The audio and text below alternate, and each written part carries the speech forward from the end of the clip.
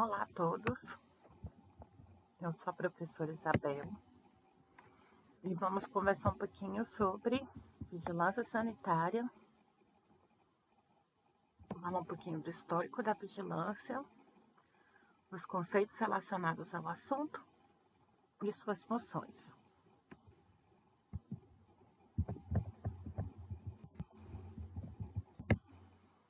Bom, antes de mais nada, gostaria de me apresentar. Atualmente eu sou professora adjunta da Universidade de Brasília, do curso de Farmácia, Núcleo de Análises Clínicas. Sou professora na universidade desde 2013. Possuo graduação em Biomedicina pela Unesp, campus de Botucatu.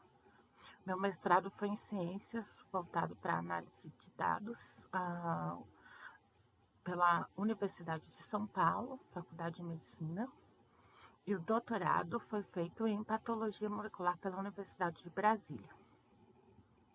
Também sou especialista em Vigilância Sanitária pela PUC de Goiás. E atualmente, entre algumas especializações, curso Química, licenciatura e faço curso também de Data Science. Tenho experiência na área de genética humana e médica, bioestatística e vigilância sanitária, sendo professora dessas disciplinas na universidade. Entre projetos de pesquisa e extensão, atuo na área de genética humana e médica, com polimorfismos genéticos. Estudo também aspectos de vigilância sanitária e estudo não clínicos envolvendo novos produtos em cultura de animais e em cultura de células e animais. Aqui está o site do meu grupo de pesquisa para que vocês conheçam melhor o meu trabalho. É o www.patomolfce.com.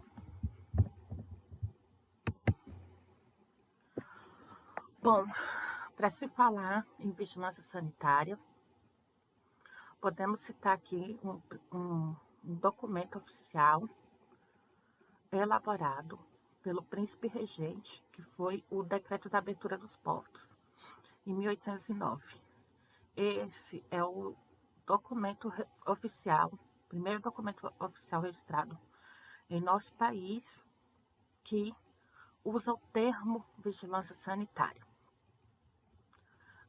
Na abertura dos portos, o príncipe regente ele se preocupou também com as condições das embarcações e com os tipos de produtos que chegariam por meio dessas embarcações para serem comercializados no nosso país. Num trecho, ele traz o seguinte texto: da conservação da saúde pública, devendo haver todo cuidado e zelo,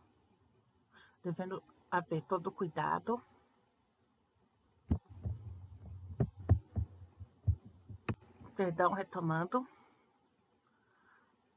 da conservação da saúde pública, devendo haver todo zelo, cuidado e vigilância. Então, ele traz aqui o termo vigilância, em que ela não perigue por contágio, fiscalizando-se o estado de saúde das equipagens das embarcações, que vêm de diversos portos, e obrigando-se a dar fundeio em mais distâncias as que saírem de áreas suspeitas de peste ou moléstias contagiosas, e a demorar-se por algum tempo o que nelas se transportarem, e que se afastarem do uso em mercados comuns os comestíveis, os gêneros corrompidos ou escados em princípios de podridão. Vamos ver aqui, explorar um pouco esse texto da abertura dos portos. Vamos ver aqui um pouquinho. Então, aqui ele trouxe a ideia da vigilância, da observação, com a ideia que se ficar doente está se relacionado com o princípio de contágio, uma doença contagiosa. Hoje sabemos que essa definição de doença vai um pouco além, porque não necessariamente a gente pode ter uma doença contagiosa para que alguém fique doente. Tem que ter um micro-organismo envolvido, por exemplo. A gente pode ter as doenças crônicas não transmissíveis. Fiscalizando o estado de saúde das equipagens das embarcações. Ou seja, veja que o príncipe regente ele já se preocupou com a estrutura dessa embarcação. Até hoje, a vigilância sanitária tem esse papel de se preocupar, além do produto que é servido, em que condição, em que tipo de estrutura ele vem, e em que tipo de estrutura pessoas têm contato para que não fiquem doentes.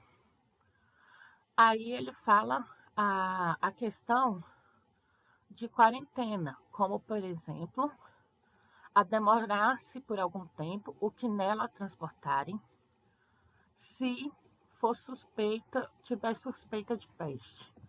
Então veja que em 1809 já tratavam a questão de, há um contágio, pessoas precisam ficar isoladas, similar ao que nós vivenciamos hoje. E, além disso, ele se preocupou com o tipo de produto, como ele coloca aqui, se afastarem de uso, em mercados comuns, os comestíveis, os gêneros corrompidos ou escados em princípios de podridão. Então, ele se preocupou, né, principalmente com os alimentos que vinham nessas embarcações, que poderiam deixar as pessoas doentes se não tivessem cuidado em relação à sua manipulação ou que eles mesmos já veriam contaminados. Então, aqui a preocupação com um dos produtos que veremos que é objeto de preocupação sanitária, que são os alimentos.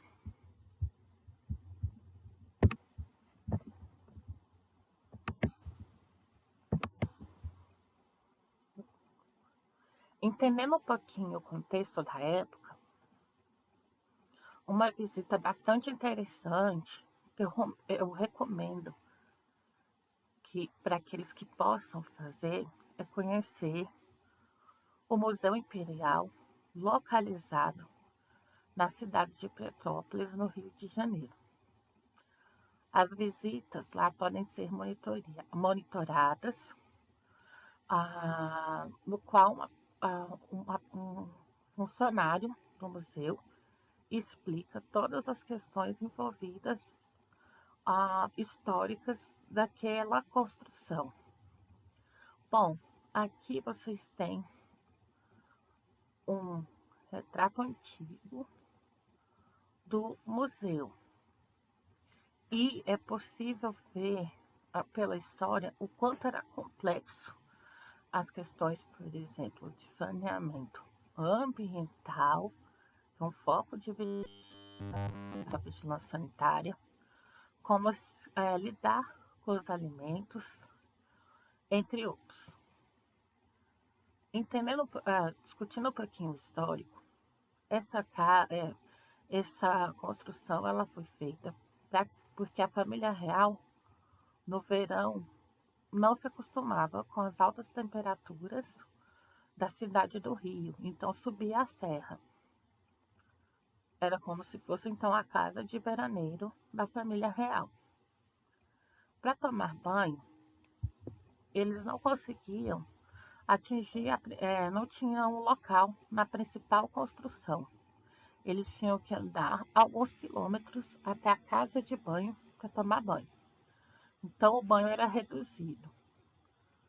Sabemos que a questão do banho ela é importante para a questão de higiene pessoal e reduz a possibilidade de doença. Além disso, na visita ao museu, eles relatam que para uso do banheiro para as necessidades fisiológicas, tinha um móvel, que é tipo uma cadeira, com um buraco no meio e era colocado um pinico embaixo. Assim que a família usava, os servos enterravam os produtos no jardim próximo. E as refeições, já que não tinha geladeira e o fogão também era complexo, pois a casa era grande, a comida era servida em panelas que embaixo traziam carvões que vinham em brasas, mas não era possível conservar depois. Enfim, verificou-se que a família real também foi atingida por doenças contagiosas. Afinal, o príncipe regente perdeu filhos por que morreram crianças por febre.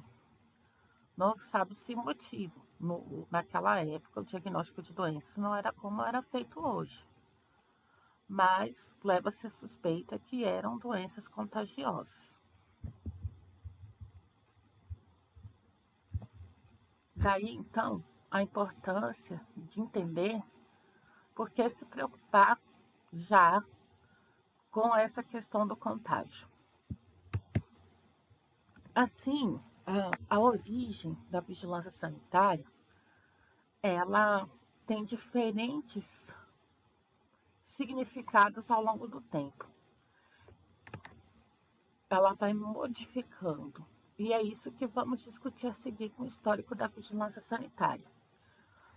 Embora historicamente sempre esteve relacionada com a noção de se ter um dano ou doença nas suas diferentes formas de ocorrência.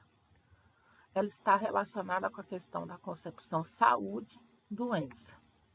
Então, aonde tem essa dualidade, veremos que a vigilância sanitária está ali presente. E assim, esse termo ficou forte na Europa dos séculos 17 e 18, mas a seguir no Brasil dos séculos 18 e 19, aí especialmente na abertura dos portos, com a vinda da família real. Temos aqui, além da criação da preocupação com a vigilância, a noção da polícia sanitária, que até hoje são mantidas algumas características desta figura, que é alguém ligado ao Estado. A gente vai ver que a vigilância sanitária é um papel de Estado quando formos estudar as funções da vigilância sanitária. Então, temos que um dos pontos relevantes dessa polícia sanitária é regulamentar o exercício da profissão. Aquele que lida com vigilância sanitária é um servidor público, então ele está sob todo o regramento da administração pública. Ele só poderá atuar se estiver algo expressamente descrito na lei. Por exemplo, para apreender determinadas mercadorias, algum instrumento normativo tem que estar descrito que determinados pontos de avaliação da qualidade em relação àquela mercadoria foram perdidos. Vamos trabalhar bastante com esse exemplo. Tem que ter um regramento, uma resolução, uma lei que fala que aquele determinado ponto está prejudicado para que o servidor público possa atuar. Outra questão, desde lá atrás até hoje, é combater o charlatanismo. Veremos que a vigilância sanitária atua na questão também de propagandas de produtos regulados. Por quê? Um determinado produto que esteja ligado direto ou indiretamente com a saúde, se ele se propõe para determinada finalidade, ele tem que, no mínimo, garantir que há algum cumprimento daquilo. E aí a preocupação tão atual da vigilância sanitária, como alguns casos que aconteceram, por exemplo, de produtos que se propuseram para tratar uma determinada doença, como câncer, e não se tinha nenhum estudo comprovando. é tão atual também em relação ao que vivenciamos na pandemia, com determinados medicamentos que seu uso ainda não tem uma comprovação científica sólida. Exercer o saneamento da cidade é outro ponto. Sim, a vigilância sanitária, como veremos em aula a seguir, ela também atua nessa parte, se preocupando com a questão de água e esgotamento. Por quê?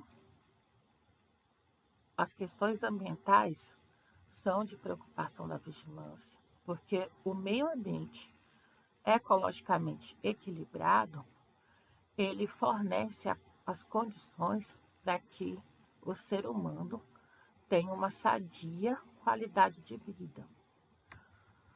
Água com o tratamento adequado, ela é uma condição importante para manutenção da saúde. Por isso, essa preocupação também do saneamento.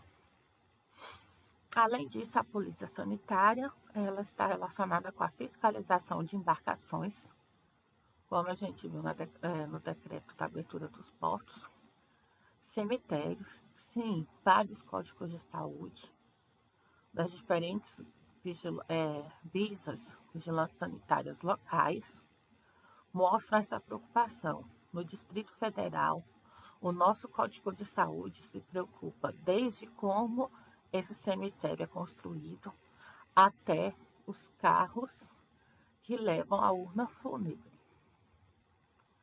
E o comércio de alimentos, com todo o seu regramento das condições, do teor nutricional dos alimentos, até mesmo o oferecimento desses alimentos em condição sanitária. Tudo isso tem por objetivo da polícia sanitária vigiar a cidade para evitar a propagação de doenças.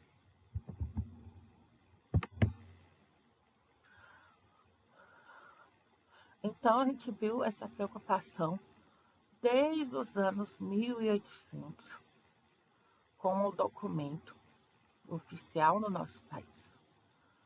Acelerando um pouco o processo histórico, nós temos a configuração de noção e organização dos sistemas de vigilância nas décadas de 1960 e 1970.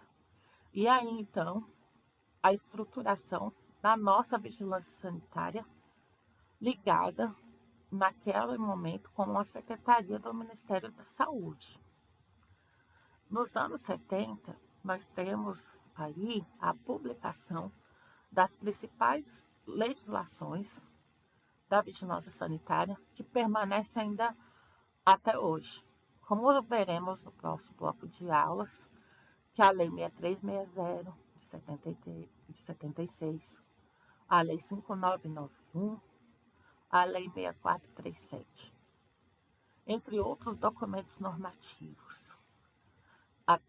Desde então, preocupamos com as questões de vigilância sanitária e foi feito todo o seu regramento. Essas leis, com alguma alteração, permanecem até hoje no nosso país. Aí, saindo dos anos 1970, adentramos ao movimento da reforma sanitária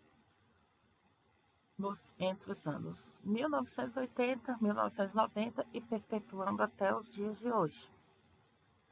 Lembrando que o principal marco inicial dessa reforma sanitária aconteceu na 8ª Conferência Nacional de Saúde, como vocês podem ver aqui, um registro fotográfico. E a partir dela, tem-se um documento que rege a base do principal artigo relacionado com saúde na nossa Constituição, que é o artigo 196. Exploraremos bastante esse artigo em módulo a seguir. E esse artigo, ele abre, então, a possibilidade de uma lei complementar que positiva o texto constitucional, que é a Lei 8080 e a Lei 8142. E aí a gente tem a criação do SUS e as questões de controle social, mostrando a importância da cidadania e do usuário vigilante. Além desses dois marcos importantes para o sistema de saúde, podemos também citar o Código de Defesa do Consumidor, que tem artigos específicos que se preocupam com os produtos regulados pela vigilância sanitária. E esse movimento da reforma sanitária, ele traz uma nova dimensão para a vigilância, que a vigilância, além de ter essa dimensão fiscalizatória, que pune quando não se cumpre o regramento, ela deve ser precedida da dimensão educativa, que é mostrar para a população a necessidade dos cuidados em vigilância sanitária. Mostrar todo o regramento, a questão normativa e se preocupar que é necessário o papel de todos para que se cumpram as regras sanitárias. E assim, temos a construção da linha histórica da vigilância sanitária do nosso país, pensando na instalação da família real portuguesa e o controle sanitário, junto com o documento das aberturas dos portos. E isso lá pelos anos 1800. E no século seguinte, no século XX, a gente tem, no passo a passo, a construção de todo o pensamento atual da vigilância sanitária, como, por exemplo, a relacionado com a saúde do trabalhador, ou a criação do Serviço Nacional de Fiscalização de Medicina e Farmácia, lá pelos anos 1940, a expansão das indústrias farmacêuticas nacionais, em 1945, criação dos laboratórios de controle de drogas e medicamentos, em 50, e a criação dos documentos normativos que utilizamos até hoje, como o marco da vigilância sanitária, o marco legal, que é a Lei 6360, da década de 70, lá nos anos 1980, como resultado da 8ª Conferência Nacional. Temos a positivação do texto como saúde é um direito de todos, na Constituição Federal, a criação do SUS, em 1990, e aí temos um marco importante também, em 1999, com a criação da Agência Nacional de Vigilância Sanitária, pela Lei 9782. Para entender um pouquinho mais, recomendo a leitura dos textos que estão aqui e que comentam o histórico da vigilância sanitária. Em especial o último, que é um livro importante dos fundamentos de vigilância sanitária, que além do histórico, ele vai trazer outros trechos de pontos desse módulo que iremos debater. É isso, vejo vocês na próxima aula. Um abraço e até mais.